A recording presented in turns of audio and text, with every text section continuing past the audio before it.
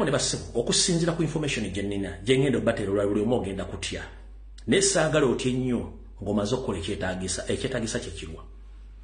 nsaba omuntu agenda okukola video mu lunyolo ng'eraga obibwa Museveni n'obukodyo ow'ekiyeekera bwasiga ettumbi abamuvuganya n'abasiba nsaba okole video mu Lunyankole mu Lusoga mu Lunyolo mu Lukaramojja muzisaasanye nga zikola ekintu kyekyo mu message mu different language muzisaasanye wano wetulaga wabi lwaki ebigenda maaso lwaliro byonna byemutanalaba tukubiriza abantu ogenda okuwandiisa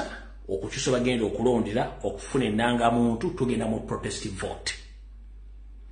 naye protestive vote ng'ogitadde waliwo enteekateeka engenderere okusiba obuyeekera ku kibiina kya National Platform okusiba obuyeekera ku President Robert Kyagulanyi Ssentamu bamusibeko omusango gw'obutujju bamuteeke mu nkomyo n'ekibiina kya National Platform bakiwere nkiddamu waliwo enteekateeka namutaayiika Yoseri Nyandwe ne banne gye bateeseteese okusiba obuyeekera ku Robert Kyagulanyi Ssentamu n'ekibiina kya National Platform bamukwate bamuteeke mu nkomyo nga musiba bamufuna n'obwobuyeekera n'ekibiina kya National Platform bakiwere nga bakikola era kyatandise dda naye abasinga obungi temunakiteekako omulamwa buli mwakitunuulidde one saagala mufokasinge ku diversions kubanga ziri state funded mpitirivu nnyo njagala mufokasinge ku kintu kimu kyakutaasa president nakyo ekiddako tutandise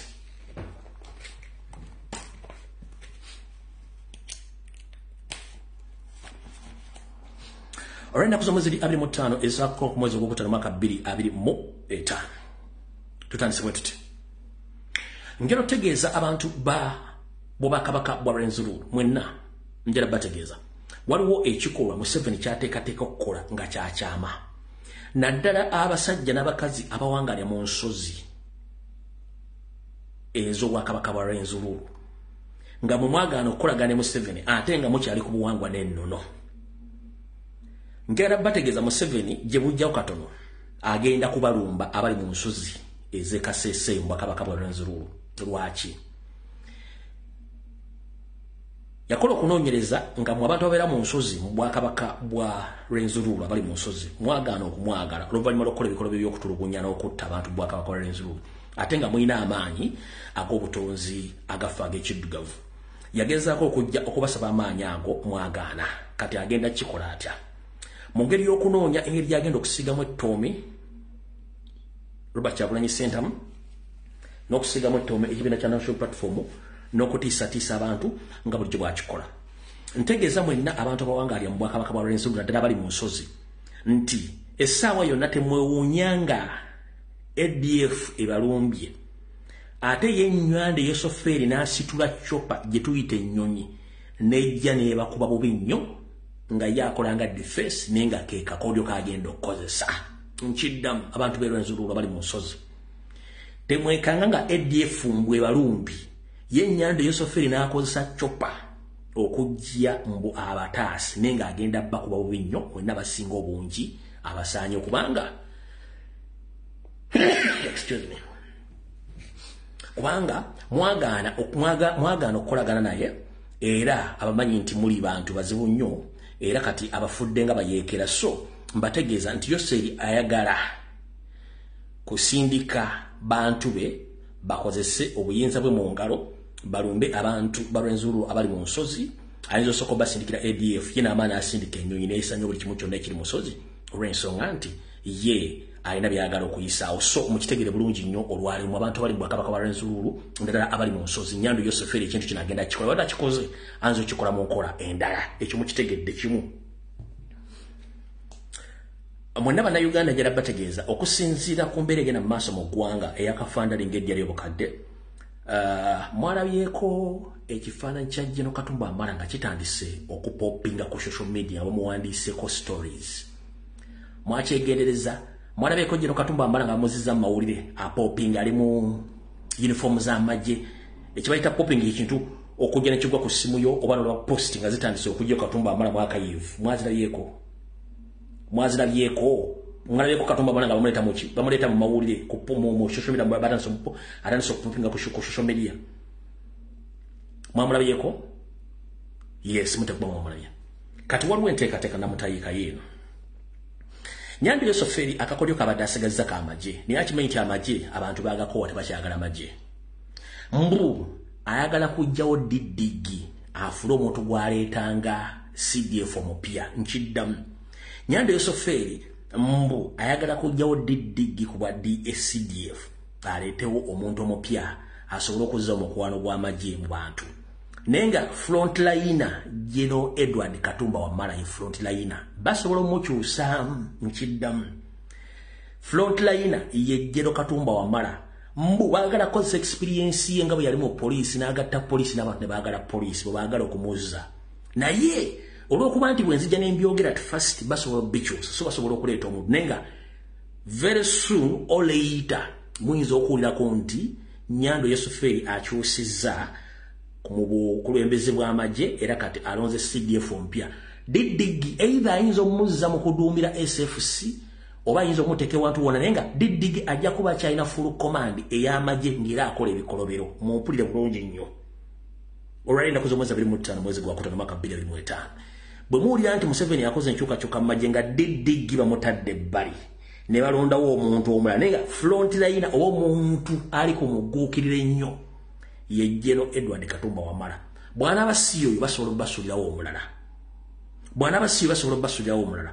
ate ne group eri gye bagenda okuwummuza kubanga wiiki ejja tusuubira nti General Elweru ne banne abalala abaasaba bonna bayinza okuwummuzibwa nkiddamu wiiki ejja General Elweru ne banne bonna abaasaba okuwummuzibwa n'abagenda okuwummuzibwa kifuba nabo bayinza okuwummuzibwa wiiki ejja kuba nga tewali kukola ki tewali kikyuseemu awo nawo tuvuddewo omanyi tugenda ku speed. Alright. Kati ekyo nkimaze katugende ku kirala. Omanyi saagala nnyo balwisa ku nsonga mbanje basoneddeko ne bugitegeera bulungi nnyo. Alright. Kati mwenna bana Uganda abali mu Uganda abenkyukakyuka. Kansubire nti embeera mugira banga bayitambula. Yes. Nsubira nti ekintu ekyokulwanira mu kanzu mwakirabye kanzu y'ebyobufuzi omanyi akasajja katono watto kanyomera mitala wa mugga abantu bangi banyuma Robert Kyagulanyi Ssentamu namuteekako ebikikinike naye batandise omuwuliramu omusera ndowooza mulabye mu bbanga litali ttone babegako buli kibiina kiseetinze candidate waakyo FDC eronda labagenda gikwata bendera kuba president eno PPF eya Besigye ne Lukwago bakyali awo either bayinza okukola surprise Besigye bamuta oba Lukwago najja eno Dealers Association bakyali aganaga kati agent wa PP agent wa Lukwa agent wa Mpuuga gwe bali naye mu partner in crime Mayiga ali mu America sinkana bantu be Mayiga ali mu America sinkana bantu be so mutunde entambula ya Mayiga ne yani ne ya Mpuuga balina kibabala niye abo tetubafuna buzibu olw'ensonga nti buli kyonna kibakola kiganyo tambula nga bali bakibala so mutegeere bulungi nti omusajja gwe banyooma akubye fake opposition ya Museveni yona agisudde wansi banyooma Robert Kyagulanyi Ssentamu technically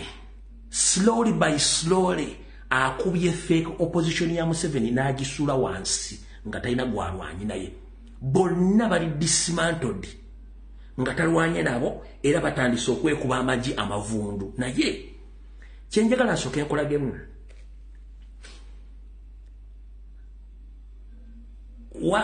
Joel Ssenyonyi bwe yagenze mu parliament n'abakuba omupiira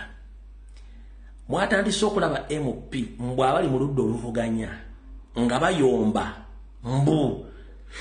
lwaki babajje mu parliament bangi batandise okugamba mbu ffe ebyokuva mu parliament ate akyanda kito kitebiraga professionalism yofuzi bufide bya kisiru kiki ekikujja mu parliament azifu togenda kuddayo kati mugane njala kugamba otegeregwa my politics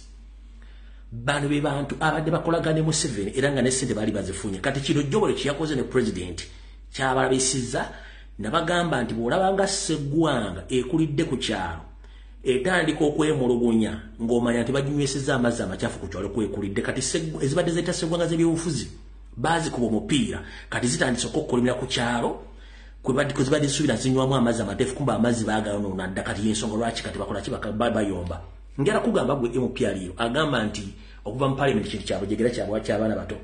muganda age parliament inzugule oli mu parliament dayo tuule muyise ebintu bye mukuba kimwe bye bagalo kuyisaawo dayo tuule mukole buli kimwagala kubanga baba kuba golo mwali mbaze kirala kumbe nense bala kirala kati zezo segwanga eziri mu kwemulugunya ngezinywedde amazzi amanabe mu kukyalo kwezikulidde ke kali akakondo kadamu bategedde baba kubye bulungi nnyo hands down ne bagwanga tebategedde awutuvudde otugenze ku nsonga endala